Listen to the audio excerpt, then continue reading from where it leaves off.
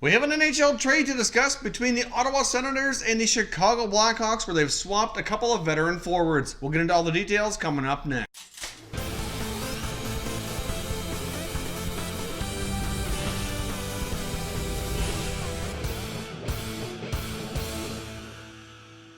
Welcome back to Top Shelf Hockey. As I mentioned, we had some breaking news here. We have an NHL trade between the Senators and the Hawks, where it's a one-for-one trade here. The Senators send veteran forward Zack Smith over to the Blackhawks in return for Artem Anisimov. Anisimov is a player we've talked about recently that the Chicago Blackhawks likely would be looking to shed some salary here and maybe move him out. He did have a no trade clause, but that's no longer in effect. The final 2 years of his contract had no trade protection, but made this a little bit easier. And now in this trade, the Blackhawks do save a little bit of salary cap space. Anisimov was making $4.55, whereas Zack Smith makes $3.25. They both have 2 years left on their contracts. They can both provide similar type of play. They're both bottom six forwards, can both play center ice. Smith has at times played left wing as well. Actually, a few years back, that's where he had the most success, where he was playing left wing and ended up scoring over 25 goals for the only time in his career. That's probably a bit of a one-off situation because of the line he was playing on. He's playing a lot with Mark Stone at the time, and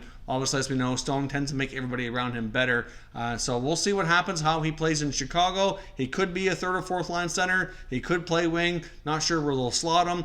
So obviously, in this transaction, like I said, the Hawks do save some cap space here. The Hawks save about $1.3 million, which makes their cap situation a little bit better. Ottawa has plenty of cap space, so they have the option here of taking on the bigger salary. Anisimov can provide a similar type of play that Smith did. Obviously, the last couple of years, if you look at their offensive numbers, Anisimov's had some better statistics. So I guess the Senators are probably looking at this as a bit of an offensive upgrade here, where the Blackhawks are trying to save money and salary cap space. I'm a little bit surprised in a way with the Senators taking on a little bit more salary than what was going out. They didn't maybe ask for an extra draft pick or a little bit something extra to be kind of included here. But like I said, I guess at the same time, Anisimov's had better offensive output. So I guess you could probably say this is a fairly even trade. They both get something out of this, and we'll see if it could work out to be beneficial here for both teams. So of course, as always, I want to hear your thoughts, your opinions on this trade, especially if you're a fan of either of these franchises. Let me know your thoughts on the trade here, and we'll continue the conversation in the comment section. If you're new to the channel, consider subscribing and turning on your notifications so you don't miss any future content.